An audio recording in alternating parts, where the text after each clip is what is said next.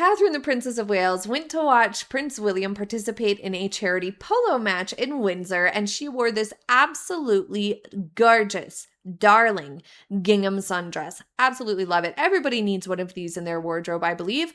And this was the same day that I think Prince Harry and Meghan Markle allegedly had a meeting with King Charles, and Catherine and William were hours away having their own day at the polo match.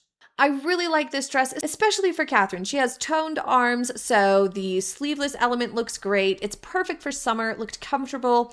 And the master of it is the fit. The fact that it nips in at the waist with this wider waistband is perfect for her. It flatters her figure nicely, and the bit of fullness to the skirt gives it a whimsical and flattering vibe. It also has a tie in the back that looks really pretty. Just adds a little bit of interest to it. It definitely doesn't look too casual because it was so perfectly done. If you have a piece with like a fun pattern or something that's a little bit more of a simpler silhouette, it's really important to make sure that it's perfectly done so that it doesn't look too casual. And she is an expert at that. She also brought back the Flippy Wiggle dress for the Evelina Children's Hospital visit that she did earlier this month.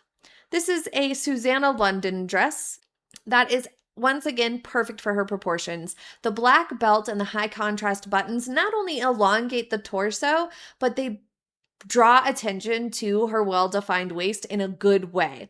The sleeves don't have too much of a puff, and there's not too much of a heavy collar either, which gives the dress perfect balance. It looks both professional and comfortable for the day. It looks to be nice and lightweight.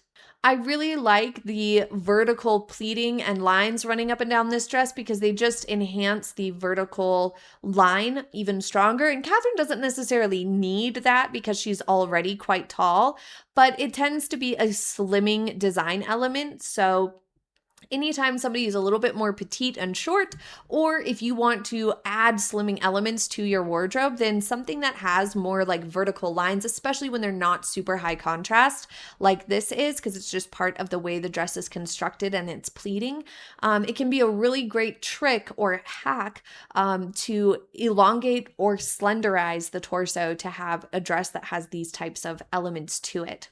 She looked absolutely beautiful. I really, really like this dress. It's a shirt dress in silk crepe, described as a reinterpretation from our own vintage archive of Susanna London's. Our original inspiration deriving from a late 1940s wiggle dress, which we have recut to have it skim over the bodice with a fluid, gentle, soft movement throughout the skirt from the hips to the hemline.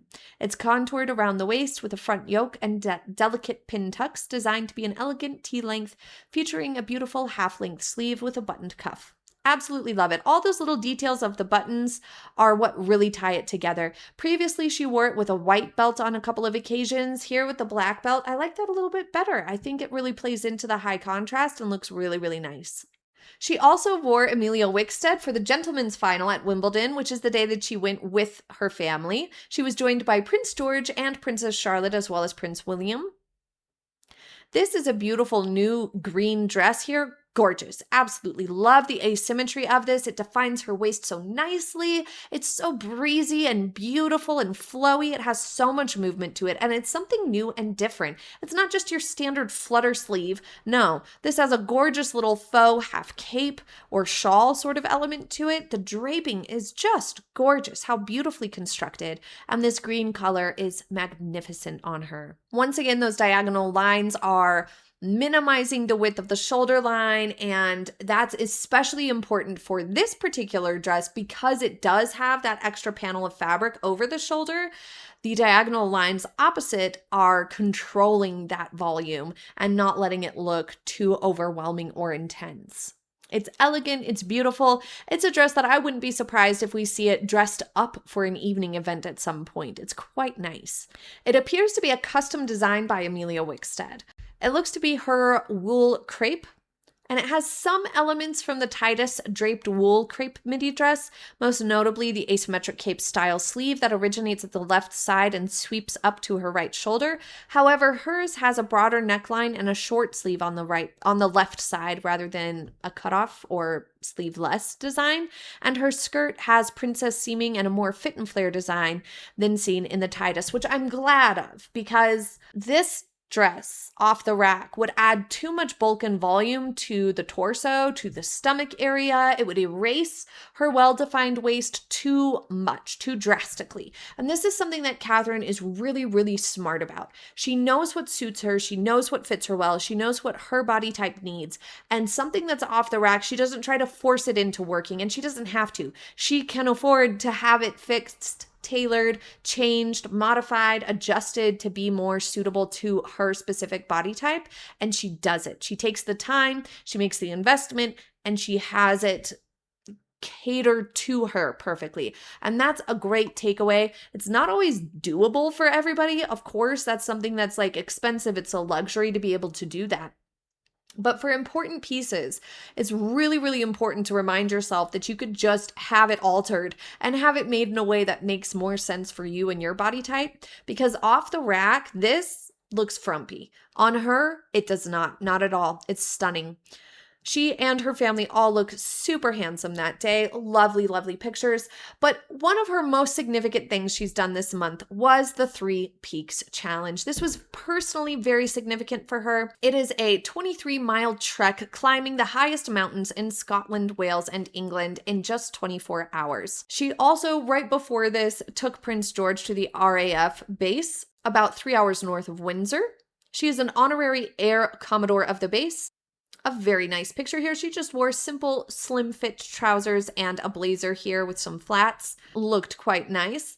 But then immediately following that, she took on one of the UK's ultimate outdoor endurance events. She completed the 3 Peaks Challenge to raise money for a cancer charity, becoming the first member of the royal family to achieve the feat.